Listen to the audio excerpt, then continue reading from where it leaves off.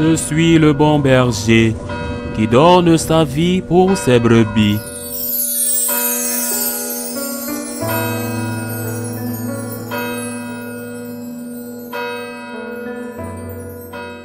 En ce temps-là, Jésus disait à ses apôtres, « Ne pensez pas que je sois venu apporter la paix sur la terre. Je ne suis pas venu apporter la paix, mais la glaive. Oui, je suis venu séparer l'homme et son père, la fille et sa mère, la belle-fille et sa belle-mère. On aura pour ennemis les gens de sa propre maison. Celui qui aime son père ou sa mère plus que moi n'est pas digne de moi. Celui qui aime son fils et sa fille plus que moi n'est pas digne de moi. Celui qui ne prend pas sa croix et ne me suit pas n'est pas digne de moi. Qui a trouvé sa vie la perdra, et qui a perdu sa vie à cause de moi la trouvera. Qui vous accueille m'accueille, et qui m'accueille accueille celui qui m'a envoyé. Qui accueille un prophète en sa qualité de prophète recevra une récompense de prophète. Qui accueille un homme juste en sa qualité de juste recevra une récompense de juste. Et celui qui donnera à boire même un simple verre d'eau fraîche à l'un de ses petits en sa qualité de disciple, amen, je vous le dis, non, il ne perdra pas sa récompense. Lorsque Jésus eut terminé les instructions qu'il donnait à ses 12 disciples, il partit de là pour enseigner et proclamer la parole dans les villes du pays. Acclamons la parole de Dieu. Je me souviens lorsque j'étudiais il y a de nombreuses années les preuves de la divinité de Jésus et de la connaissance de Jésus, de la nature divine de Jésus. Je crois que le professeur nous a parlé de ce texte de Saint Matthieu comme une de ces preuves de la conscience divine de Jésus. Personne, et je pense qu'il faut souligner à plusieurs reprises que personne sauf Dieu n'a le droit de dire ce que Jésus, le Fils de Dieu, a dit, « Celui qui aime son père ou sa mère plus que moi n'est pas digne de moi. Celui qui aime son fils ou sa fille plus que moi n'est pas digne de moi. » Seul Dieu peut demander autant.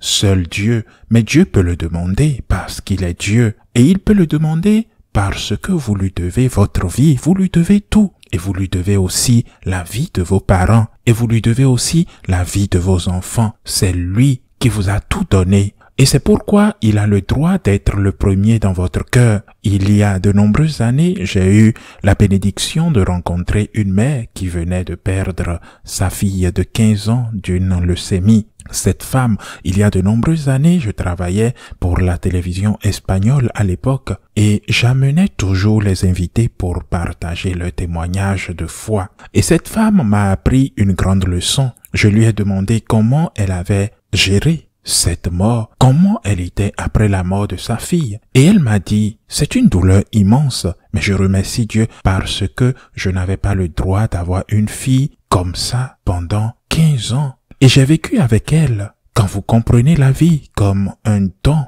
et non comme un droit, quand vous comprenez la vie comme une grâce, alors non seulement vous en profitez énormément, mais vous transformez votre vie en un acte d'action de grâce. Et quand cela vous manque, c'est précieux. Et je crois qu'il n'y a rien de plus précieux pour un père ou une mère que la vie de son enfant. Et quand cela vous manque, cela vous fait mal. Comment pourrait-il en être autrement? Mais si vous vous êtes habitué à être reconnaissant et que vous vous êtes habitué à réaliser que tout est grâce, tout est un cadeau, la douleur inévitable et extrêmement forte n'est pas la plus grande chose de votre vie. Mais dans votre vie, la gratitude reste la plus grande chose, dans lequel le droit n'est pas exigé, dans lequel on se pose la question, quel droit ai-je d'avoir tout ce que j'ai eu? Quel droit avais-je d'avoir cette fille? Cette mère m'a demandé, quel droit avais-je d'avoir une fille aussi merveilleuse avec moi pendant 15 longues années? Elle n'est plus avec moi. Je remercie Dieu pour le temps que j'ai eu à passer avec elle. Je le remercie parce que c'est quelque chose que je ne méritais pas. Mais c'est un don de Dieu. Voilà ce que signifie mettre le Christ en premier. N'adorez pas l'argent, chers frères et sœurs. N'adorez pas le succès, la célébrité, ni ces êtres chers comme un enfant. Adorez seulement Dieu. Le premier commandement nous l'enseigne, le premier commandement de la loi de Dieu donné par le Seigneur à Moïse, et cela est toujours valable pour nous. Le premier est: tu adoreras le Seigneur ton Dieu et tu l'aimeras plus que tout.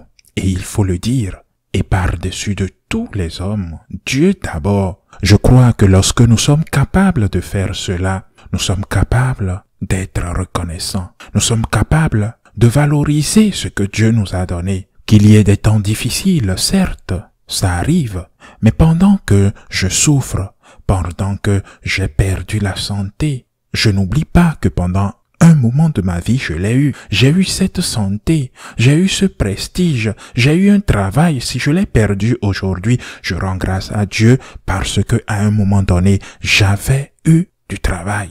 Et priez Dieu qu'il m'en donne d'autres. Soyons fidèles au Christ et non à des êtres chers. Soyons fidèles au Christ.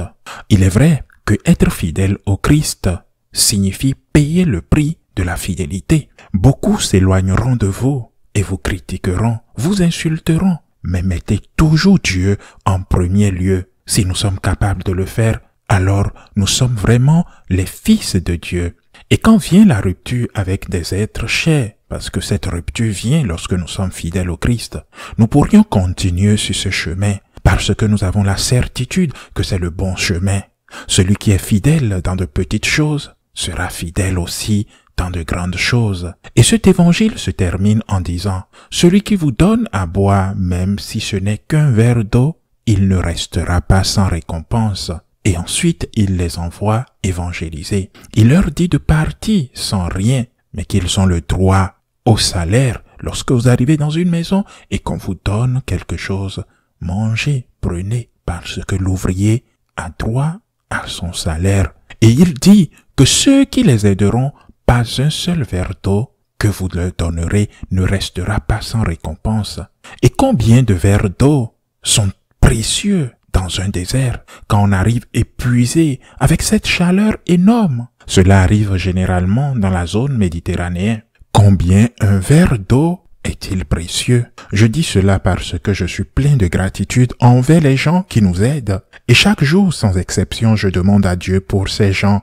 Aider un prêtre, aider à rendre un temple digne, pas luxueux mais propre, digne, aider à rendre possible, à payer les factures d'électricité, aider le diocèse, aider l'Église dans ses besoins. C'est selon la parole de Christ, un investissement qui nous donnera un intérêt très élevé, plus que ce que vous pouvez imaginer, plus que ce que vous pouvez laisser dans une banque. Et pourquoi?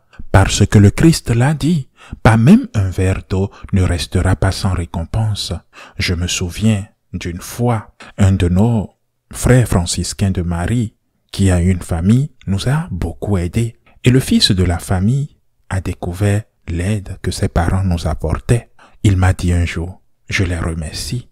J'ai dit, tes parents sont une aide fondamentale pour nous. Et il a dit, eh bien, mais que c'est très bon pour mes parents, parce qu'ils auront plus grande récompense au ciel.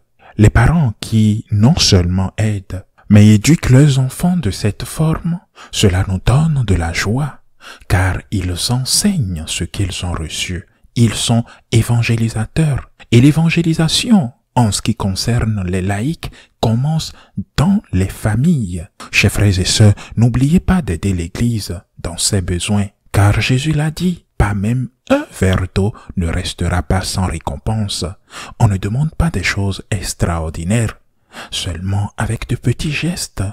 Cela suffit. Ne soyez pas insensibles face à la souffrance. Faites des efforts, mais en sachant que vos efforts ne resteront pas sans récompense. Ainsi soit-il.